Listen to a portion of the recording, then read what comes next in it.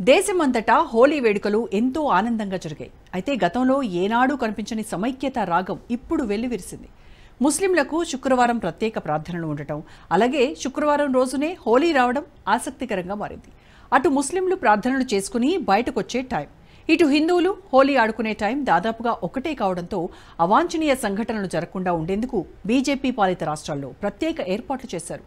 అటు పలు మసీదులకు చెందిన ముల్లాలు కూడా తాము నిర్వహించుకునే ప్రార్థనల సమయాన్ని పొడిగించుకోవడం భావ సమైక్యతా చిహ్నంగా నిలుస్తోంది.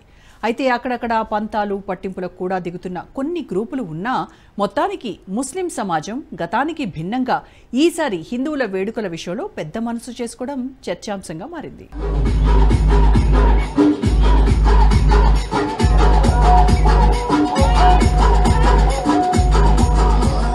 ముస్లింల ప్రార్థనలు, హిందువుల హోలీ వేడుకలు. బీజేపీ రాష్ట్రాల్లో సమయం పొడిగించుకున్న ముస్లింలు.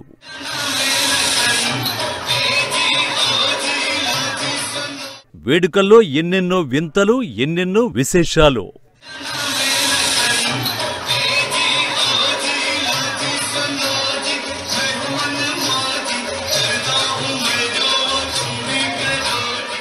ఈసారి హోలీ వేడుకలు ఎంతో ప్రత్యేకమైన పరిస్థితుల్లో జరుగుతున్నాయి.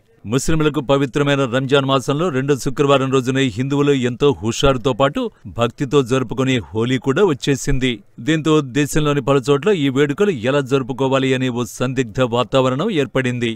సహజంగానే హిందువులు ముస్లింలు అనగానే పట్టువిడుపులకు తావు లేకుండా వ్యవహరించే ఓ రకమైన ఉద్రిక్త వాతావరణం ఉంటుందని అనేక సందర్భాల్లో రుజువైంది.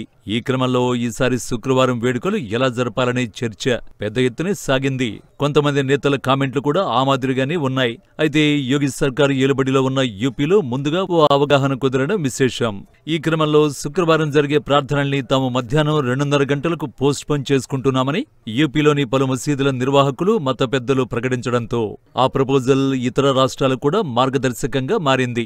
ఫలితంగా యూపీ, ఢిల్లీ, ఉత్తరాఖండ్ వంటి బీజేపీ పాలిత రాష్ట్రాల్లో మధ్యాహ్నం 2:30 వరకు హిందువులు హోలీ జరుపుకోవడం, ఆ తర్వాత 2:30 నుంచి ముస్లింలు ప్రార్థనలు జరుపుకునేలా అంగీకారం కుదరడం విశేషం.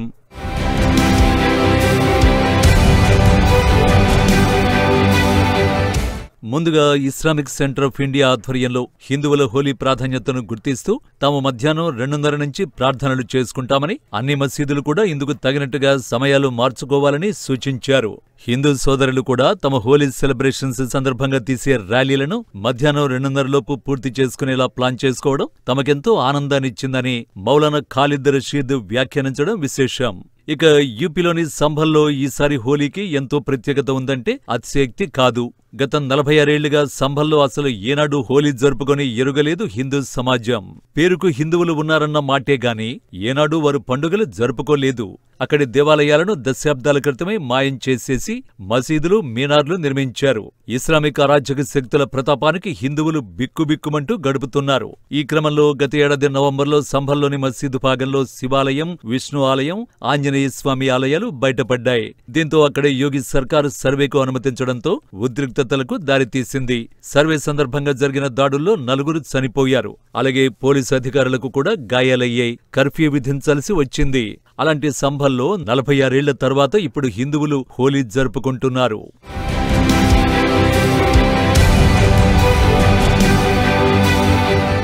యూపీలోని పలుచోట్ల ప్రార్థనా సమయాలు మార్చుకున్న దర్మిలా సంభల్లో షాహీ జామా మసీద్ అధ్యక్షుడు జాఫర్ అలీ తమ జుమ్మా ప్రేయర్స్ ని మధ్యాహ్నం 2:30కు జరుపుకుంటామని చెప్పడం విశేషంగా భావిస్తున్నారు. మరోవైపు సంభల్లోని పలు మసీదులకు టార్పాలిన్ కవర్లను అడ్డంగా కట్టేసి హిందువులు జరుపుకునే వేడుకల కారణంగా మసీదు కార్యకలాపాలకు ఇబ్బందులు కలగకూడదనే ఉద్దేశంతో అడ్డంగా తెరలు కట్టేయడం ఆసక్తికరంగా మారింది.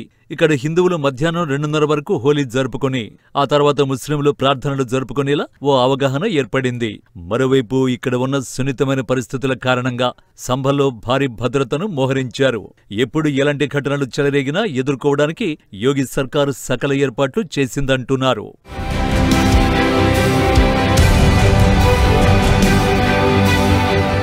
అటు ఉత్తరాఖండ్లోనూ ఇలాంటి సర్దుబాట్లే జరిగాయి. మధ్యాహ్నం 2:30 వరకు హోలీ వేడుకలు జరుపుకున్నాక అప్పుడు ముస్లింలు ప్రార్థనలు జరుపుకుంటారని అక్కడి ఇమాంలు పిలుపునిచ్చారు. అయోధ్యలోనూ ప్రముఖ మసీదు పెద్దలు ఇదే సూత్రాన్ని ఫాలో అవుతున్నారు. యూపీ అంతటా ఇదే సూత్రాన్ని అమలు చేస్తుండడం విశేషం. ఇక రెండు పక్షాల నుంచి ఎవరైనా కూడా రూమర్లకు విలువ ఇవ్వరాదని, ఉద్రిక్తతలకు అనుమానాలకు అవకాశం కలిగించరాదని మసీదు పెద్దలు విజ్ఞప్తి చేయడం విశేషం. దేశ రాజధాని ఢిల్లీలో కూడా అనేక మసీదులు ఇలాంటి సర్దుబాట్లే చేసుకోవడం విశేషం. మరోవైపు బీజేపీ పాలిత రాష్ట్రాల్లో ముస్లిం మత పెద్దలు ఇలాంటి ఔదార్యం చూపిస్తున్న క్రమంలో నాన్ బీజేపీ స్టేట్స్ లో కూడా అక్కడి మత పెద్దలు ఇలాగే హిందువులు జరుపుకునే హోలీ కోసం వెసులుబాటు కల్పిస్తే బాగుంటుందని సామాన్య పౌరుడు కోరుతున్నాడు.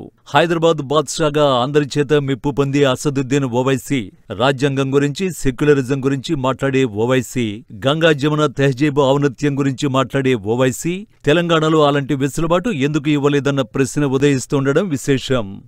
హిందువులు హోలీని రోడ్ల మీద ఆడొద్దట, మరి ముస్లింలు రోడ్ల మీద ప్రార్థనలు చేసుకోవచ్చా? ఎవరిని సంతృప్తి పరుస్తేందుకు ఈ ఆంక్షలు విధించారు తెలంగాణ ప్రభుత్వం, తెలంగాణ పోలీసులని విహెచ్పి ప్రశ్నిస్తూ ఉంది.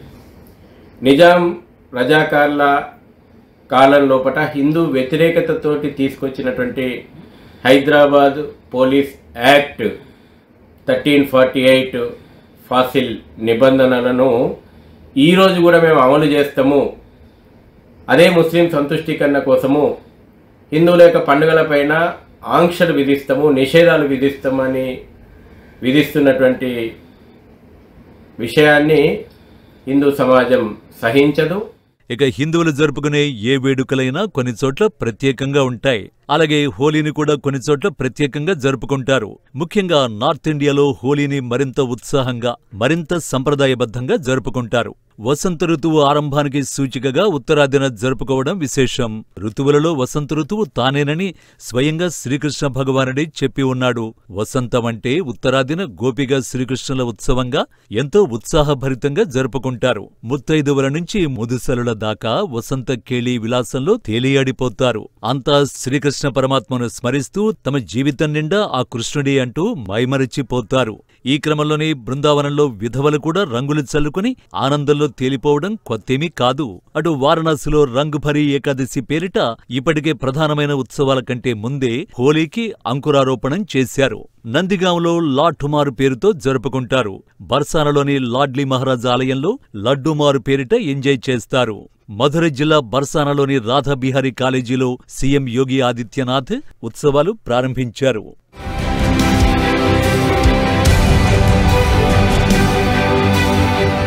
ఇక కర్నూలు జిల్లాలో హోలీ పండుగ రోజు హిందువులు చాలా విచిత్రమైన వేషధారణతో కనిపించడం ఓ విశేషం. మగాళ్లు ఆడవారిలా వేషం వేసుకుని జంబలకడి పంబ సినిమాను తలపించేలా హోలీని జరుపుకుంటారు. కర్నూలు జిల్లా ఆదోని మండలం సంతేకుళ్లూరు గ్రామంలో ఈ వేడుకలు ఎంతో రంజుగా సాగుతాయి.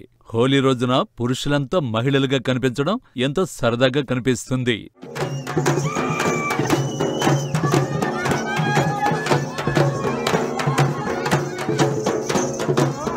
హోలీ పండుగ రోజు మొక్కుబడి ఉన్న పురుషులంతా కోకారైక్క కట్టుకోకపోతే అరిష్టం జరుగుతుంది అనేది సంతేకుళ్లూరు గ్రామస్తుల నమ్మకం. అందుకే మగాళ్లంతా లుంగిలు తీసేసి కట్టుబొట్టు, లంగా ఓణి, చీరలతో సింగారించుకొని రతి మన్మథులకు పూజలు చేయడం ఆనవాయితీగా వస్తోందట. గత 100 ఏళ్లుగా వస్తున్న ఈ ఆచారాన్ని అక్కడి ప్రజలు నేటికి తూచా తప్పకుండా పాటిస్తున్నారు. టెక్నాలజీ పెరిగి మనిషికి దూరమైన నేటి రోజుల్లో అక్కడ మాత్రం పెద్ద చదువులు చదివి లక్షలు జీతాలు తీసుకుంటూ రోజంతా బిజీగా గడిపేవారు సైతం హోలీ రోజున సొంతూరుకు చేరుకుని ఆడవారిలో కోకారైక ధరించి అందంగా ముస్తాబై గ్రామంలోని పిల్లలను, పెద్దవాళ్లను సరదాగా ఆట పట్టిస్తూ గ్రామంలోని రతి మన్మథులకు పూజలు చేయడం ఓ వింత ఆచారంగా వస్తోంది.